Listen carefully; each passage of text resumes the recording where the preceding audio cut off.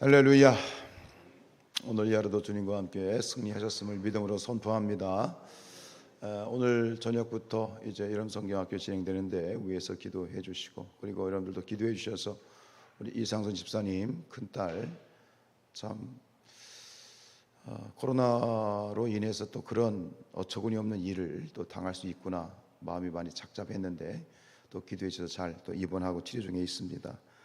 잘 퇴원할 수 있도록 끝까지 함께 중보해 주시고 또 위로해 주시기를 바랍니다. 자, 오늘 7장은 이제 이 예루살렘 성벽 재건 공사의 마지막 이야기입니다. 이제 천신만고 끝에 이 사마리아인들과 이 주변의 원수들이 그렇게 악랄하게 방해를 하였지만 하나님이 작정하셨고 하나님이 도와주셔서, 그리고 이 느헤미야의 탁월한 리더십과 이스라엘 백성들의 순종으로 말미암아 이 52일 만에 이 예루살렘 성벽 재건 공사가 끝이 났습니다. 이것은 오늘 우리로 말하면 우리 시대에 적용한다면 하나님과 교회의 승리. 역시 우리도 마찬가지죠. 무슨 일을 하든지 간에 하나님도 우리가 필요하고, 그죠? 하나님도 우리가 필요한 거예요. 또 우리가 절대적으로 하나님이 함께 하셔야 되는 거예요. 모든 일들을 하든지 하나님과 또 우리 교회가 정말 이 역사 가운데 하나님의 계획하신 일들을 이루어가는 그런 복된 역사가 날마다 있어지길 축복합니다. 실질적인 이제 성전 재건 공사의 마지막은 4절까지입니다. 4절까지 이제 끝이 나고 뒤에 있는 5절부터 마지막 73절까지는 아주 긴 또 이름들이 나오게 되어지는데, 이건 부록과 같은 것이겠죠. 근데 여기서 이름된 언급된 명단들은 그 1차 스룹바벨과 함께 이제 예루살렘으로 귀환한 1차 포로 귀환자들에 대한 명단이에요. 이것이 다시 왜 언급이 됐는지 특별한 또 이유가 있겠습니다만, 그래서 5절로 38절까지는 그 1차 포로 귀환자들 중에 일반인들, 그리고 뒤에 중간은 이제 성직자들과 느드님 자손들, 그리고 마지막은 그들이 드린 포로 귀환자들이 드린 그런 예물과 그들이 가진 재산, 이걸 재확인해서 어쨌든간 이렇게 기록을 하고 있습니다. 자, 오늘 1절로 4절 말씀, 이 성벽 재건 공사의 마지막 이야기를 통해서 두 가지를 여기서 확인을 하고 있는 것은 뭐냐면, 1절로 2절에서는 이 성벽 재건 공사를 마치고 난 다음에 그 성벽을 지키는 책임자들, 성벽을 지킬 책임자들을 이제 임명하는 거예요. 그래서 그 느헤미야의 동생인 하나니와 또 하나니아라는 두 사람을 총 책임자로 해서 이 예루살렘 성벽을 지키게 하는 책임자를 임명하고, 뒤에 3절과 4절에서는 그럼 어떻게 지킬 것이냐, 어떤 방법으로 이제 이 파수를 할 것이냐라는 그 방법을 구체적으로 제시를 하고 있지요. 전략을 묘사하고 있는데, 오늘 이 말씀을 읽으면서 이제 마지막으로 성벽 재건 공사를 마치고 이렇게 말씀을 묵상하면서 제 마음속에 한 가지 그 속담이 생각이 났습니다. 속담 뭐냐면 소 잃고 외양간 고치기라는 속담이 갑자기 떠올랐어요. 이미 이 성벽 재건이라고 하는 것은 이미 오래전에 성벽이 지어졌지 않습니까? 그죠? 성벽이 완성이 되어 있었는데 결국 그것을 재건할 수밖에 없는 것은 그 성벽이 무너졌기 때문이죠. 분명히 어엿한 외양간이 있었는데 그 외양간을 미리미리 단속하지 못해서 결국은 소를 잃어버린 다음에 외양간을 단속하는 그런 속담을 있는 것처럼, 오늘 이 천신만고 끝에 너무 감사하게도 성벽 재건 공사를 완료하긴 했지만, 그러나 이것을 보면서 우리가 깨달아야 되는 건 뭐냐면, 소를 잃기 전에 미리미리 외양간을 고쳐야 된다, 단속해야 된다 라고 하는 그런 교훈을 우리가 얻게 됩니다. 이것은 결국 뭐예요? 우리 교회를 말하는 겁니다. 교회.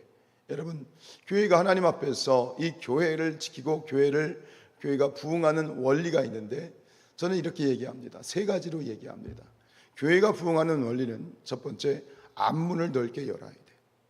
두 번째는 뒷문을 꽉 닫아야 돼. 그리고 세 번째는 옆문으로 끌고 나가야 돼. 이 앞문을 연다는 건 무슨 얘기일까요? 뭔 얘기일까요?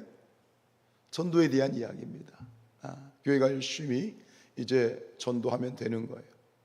아직도 우리 가운데에는 이것에 대해서 회의를 가진 자들이 있어요. 전도하고 되냐? 여러분, 전도는 하면 됩니다. 전도가 왜 안 될까요? 안 하니까 안 되는 거예요. 하면 되는 거예요. 할렐루야. 여러분, 무엇인가를 포기하는 순간 핑계거리를 찾게 되고, 할 수 있다고 생각하는 순간 방법을 찾게 돼 있어요. 핑계를 대는 것은 이미 그 마음에 포기한 거야. 그만둔 거야. 여러분 마음속에 있는 하나님의 일들에 대해서 포기한 것이 있다면 다시 한번 일어서시길 축복합니다. 하면 되는 거예요. 할 수 있는 거예요. 할 수 있거든이 무슨 말이냐? 믿는 자들이 능치 못할 일이 없느니라. 근데 이 시대 가운데 많은 그리스도인들이, 많은 교회가, 많은 성도들이 할 수 없다고 이미 단정을 하고 포기한 교회들이 굉장히 많습니다. 첫 번째 이겁니다. 앞문을 넓게 여는 것이죠. 즉 이 전도에 대한 부분인데, 그런데 두 번째 중요한 게 있어요. 아무리 많은 이 교회가 열심히 전도를 했어. 그래서 많은 이들이 교회에 들어왔어. 감사하게도. 그런데 중요한 거는 그 영혼들이 교회에 들어왔는데 뒷문을 단속하지 못하면 수포죠. 정말 안타까운 거죠. 이겁니다. 외양간을 단속해야 된다는 건, 소 잃고 외양간을 고치지 말아야 된다는 이 속담이, 오늘 또 이 성벽 재건 공사를 보면서 우리가 얻어야 되는 교훈은 뭐냐면, 열심히 전도하고 열심히 나가서 영혼들을 추수하는 것도 중요하지만 뒷문을 막지 못하면 아무런 의미가 없다는 거예요. 뒷문을 막는 것, 이것이 바로 어떤 것이냐, 성도들에 대한 그러한 정착을 의미하는 거예요. 미리미리 교회가 준비하고, 과연 우리 교회가 영혼들을 맞이할 수 있는 준비가 되어 있는가 라고 하는 그런 어떤 이 점검의 부분이겠지요. 원수 마귀는 어떻게든 이 구원받은 백성들까지도 도둑질하려고 혈안이 되어 있습니다. 교회가 준비되어 있어야 되겠습니다.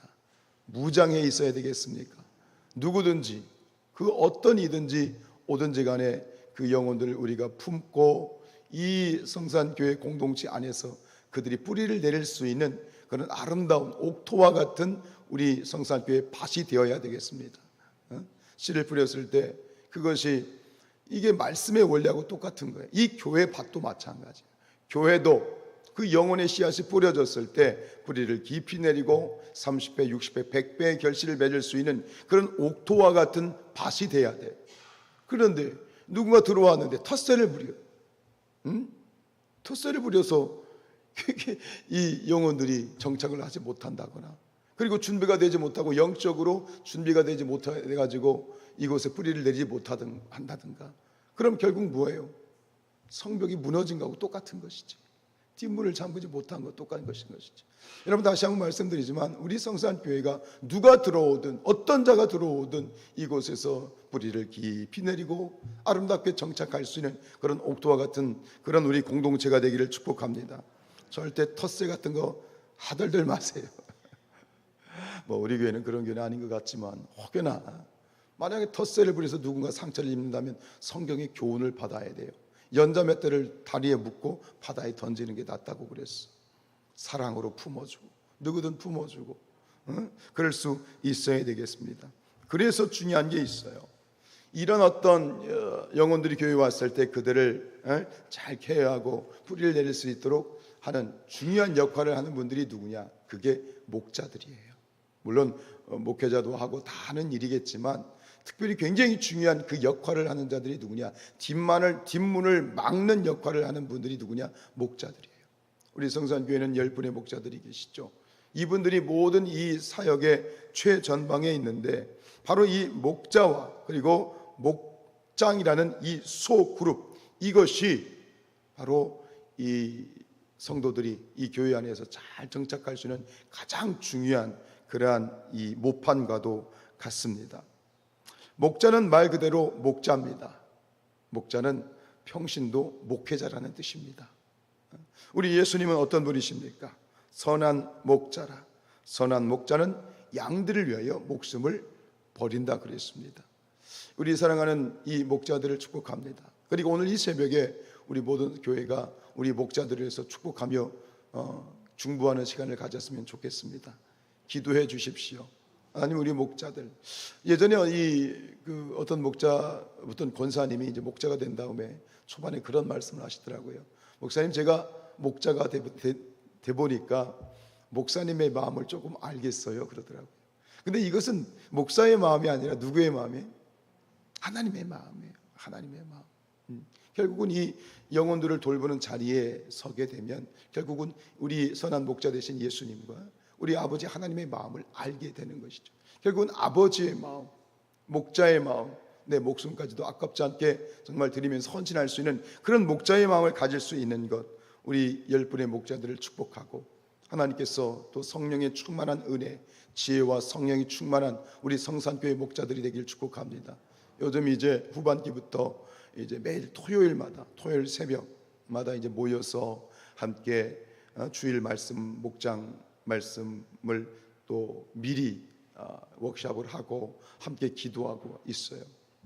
너무 감사하죠. 누가 목자가 되든 마찬가지입니다. 여러분, 누구를, 영혼들을 이 뒷문을 막는 역할을 하는, 그것이 바로 목자들입니다. 우리 사랑하는 목자들에게 하나님의 큰 은혜가 함께 하시길 축복합니다. 그리고 세 번째 원리가 있어요. 뭐죠? 앞문을 넓게 열고 뒷문을 꽉 닫고, 세 번째는 옆문으로 끌고 나가야 돼. 이게 무슨 얘기냐면, 사람은 자기의 역할이 생기면 마음을 쏟게 돼 있어. 결국 옆문으로 끌고 나가라는 얘기는 뭐냐면, 그 영혼들이, 예를 들어 새 신자면 새 가족이라면 그들이 일을 할 수 있는, 사역을 할 수 있는 모임과 그런 역할들을 찾아주라는 얘기야. 내 자리가 생기면 소속감이 생기고 마음을 쏟게 되고 정이 생기게 돼 있거든. 그러니까 누군가, 이 목자들과 우리가 누군가에 보면 이분이 이런 걸 잘하는 것 같아, 어떤 기술이 있어, 탤런트가 있어, 그럼 그것을 교회 안에서 잘 활용할 수 있도록 옆에서 적극적으로 도와주는 거야. 이것이 바로 옆문으로 끌고 나가는 거예요. 여러분, 다시 한번 우리 성산교회가 오늘 이 이스라엘 백성들의 어떤 과거 역사를 보면서 소 잃고 외양간 고치는 그런 어리석은 일들이 되풀이되지 않는 그런 우리 교회 공동체가 되기를 원합니다. 앞문을 넓게 열고 뒷문을 꽉 닫고 옆문으로 끌고 나가는 아름다운 그러한 일들이 있어서, 누구든지 이 땅 가운데 가나안 신자든 믿지 않는 자들이든 또 다른 데서 이사 와서 우리 가운데 거하는 자들이든 누구든지 그들이 우리 교회 안에 정착했을 때 이 안에서 깊이 뿌리를 내리고 이곳에서 천국의 삶을 살아갈 수 있는 그런 아름다운 믿음에 준비된 공동체가 되기를 축복하고, 우리가 이를 위해서 다 함께 하나가 되어 애쓰고 노력하는 그런 우리 성산교회가 될 수 있기를 주님의 이름으로